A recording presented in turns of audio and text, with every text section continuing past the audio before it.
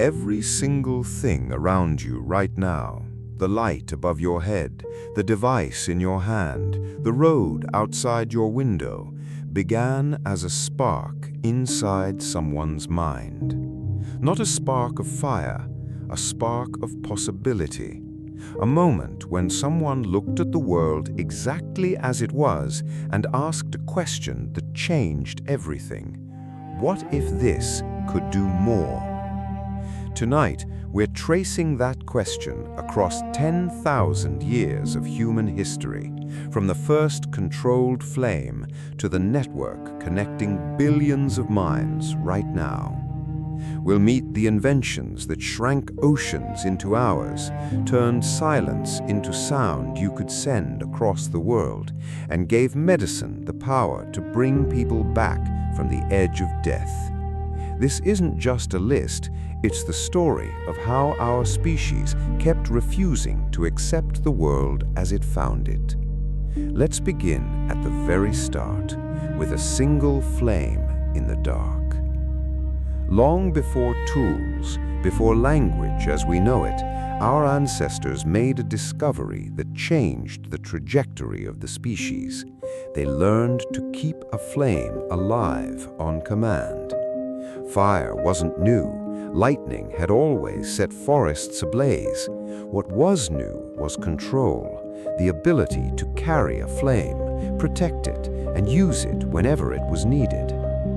Cooking broke down tough fibers and made food dramatically easier to digest, delivering more energy from the same meal, a critical advantage for a species whose brain was about to demand more fuel than any other primates. The hearth also extended the day itself. Firelight pushed back the darkness, creating the first reliable space for teaching, planning, and storytelling long after the sun went down. It kept predators at a distance and turned an open campsite into something closer to a home. And it did something else too. Fire could harden a spear point, and eventually it would learn to melt stone into metal. In every sense, that first controlled blaze was humanity's original tool, the one that would eventually be used to shape every tool that followed. Before the wheel, moving anything heavy meant dragging it, grinding friction and muscle against the earth, one exhausting step at a time. The wheel likely began as something much simpler, rollers placed beneath heavy loads, smoothing motion that used to be a fight against the ground itself. The true breakthrough came when the wheel met the axle. Suddenly, carts could carry loads far beyond what a person could pull alone, and distant villages became reachable in a single day's journey. Potters discovered the same principle could shape more than transport. A spinning wheel of clay let a single craftsperson produce vessels faster than ever before, multiplying storage for grain, water, and oil. Over centuries, that same circular idea evolved into gears, pulleys, and crankshafts, machines that multiplied human effort far beyond a single body's strength. Roads spread, trade widened. A shape as quiet as a circle had quietly begun to pull civilization forward. Spoken words vanish the instant the air stops moving. For most of human history, memory was the only library anyone had, until someone learned to fix language onto something solid. The earliest writing systems weren't built for poetry.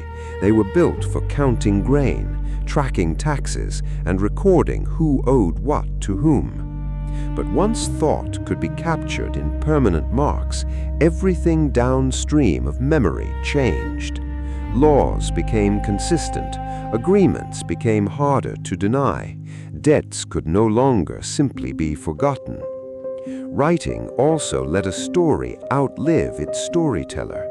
A myth, a discovery, or a set of instructions could now travel farther and survive longer than the person who first spoke it. One teacher could suddenly reach thousands of readers across generations, not just the students standing in front of them. Archives became something like a second brain for entire societies, and that second brain was about to be copied faster than anyone could imagine. Copying a single book by hand could take months, and every tired late-night line risked a new error creeping into the text. Movable type changed the equation entirely. Individual letters cast in metal could be arranged, inked, and pressed onto page after identical page. What once took a monastery a season could now be produced in a single afternoon, and every copy read exactly the same, in cities the original author would never visit. Suddenly, ideas could be argued, debated, and compared side by ordinary readers, not just scholars behind monastery walls. Libraries grew, not because scribes had somehow learned to write faster, but because replication itself had become mechanical. The press didn't just multiply ink on paper, it multiplied conversations, and those conversations were about to reshape entire societies. For centuries, deep minds flooded faster than anyone could bail them out by hand, putting a hard limit on how far underground people could dig. Early steam engines solved that problem directly, pumping water out of mines and allowing deeper digging, which in turn supplied more fuel for even more engines. Refinement to the design reduced wasted energy and made rotary motion genuinely practical, meaning a factory no longer needed a fast river or a reliable wind to keep its machines turning. Work itself began to shift from the rhythm of the seasons to the rhythm of the clock, because engines, unlike farmhands, never grew tired. Cities expanded around this new manufacturing power, and railways soon followed the same logic: reliable, on-demand energy that didn't care about weather or wind. Even ships were transformed, no longer forced to wait on favorable winds. For the first time, burning fuel could be converted into motion entirely on command. Lightning had always been visible proof that electricity existed. What took generations of patient experiments was learning to tame it into something predictable. Generators learned to convert motion into electrical current, and wires learned to carry that current across long distances without losing it along the way. Then came a device that could hold that current still just long enough to glow, turning invisible electrical flow into steady, dependable light. For the first time in history, cities began to glow after sunset on command, reshaping work hours, public safety, and the entire rhythm of social life. Factories gained cleaner, safer power indoors, and homes gained comforts nobody had experienced before, along with entirely new hazards nobody had learned to respect yet. A force that once terrified entire civilizations had become something you could summon with the flick of a switch. A letter can carry thought carefully across distance, but it can never answer back.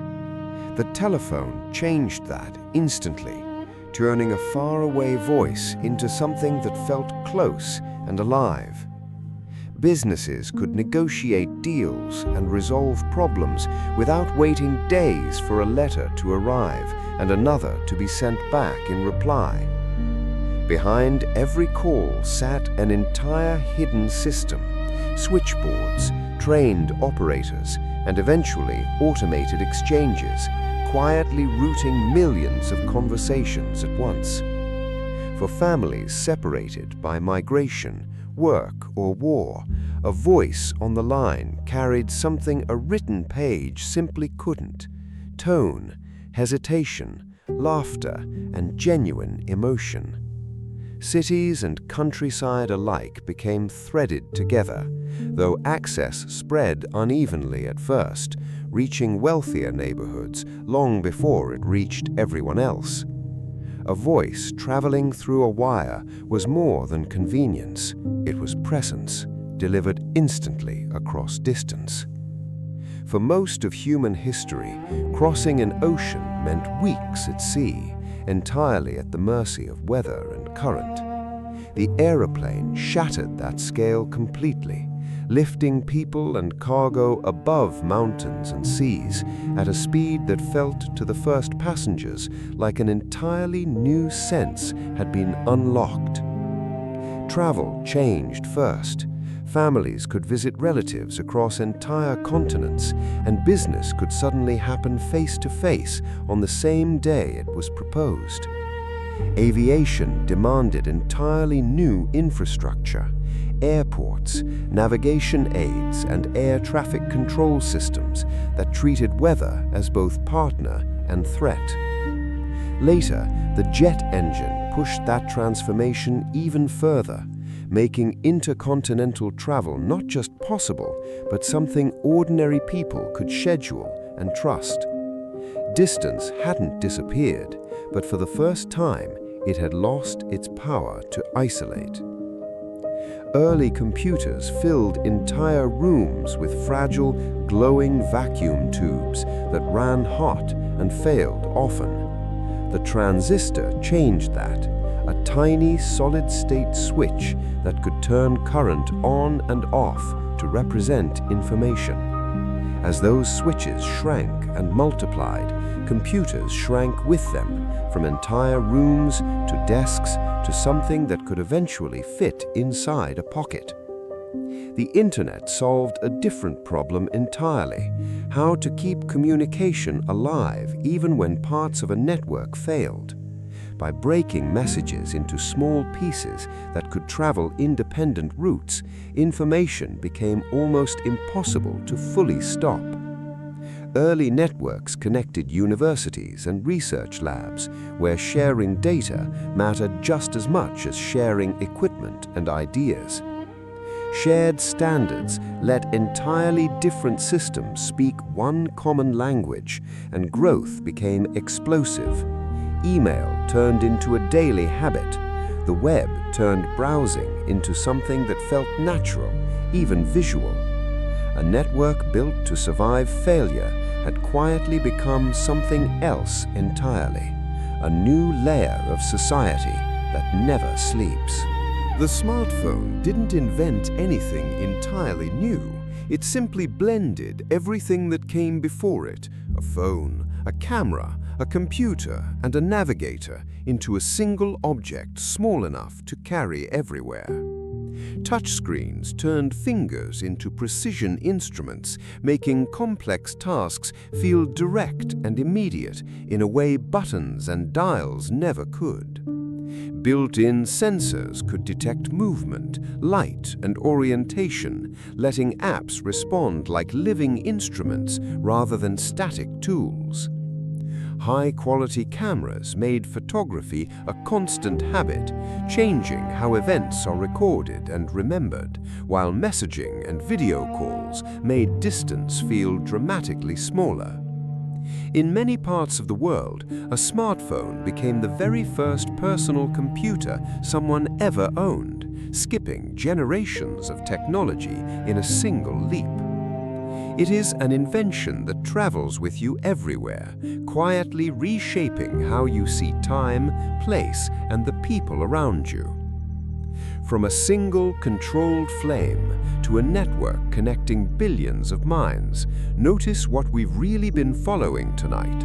Not just a list of objects, but a long chain of human moments where someone looked at the world and saw a new possibility hiding inside it. Every invention we covered tonight was built on the ones that came before it, and somewhere, right now, someone is looking at today's world and asking the exact same question our ancestors once asked around a campfire. what if this could do more? So here's a question for you.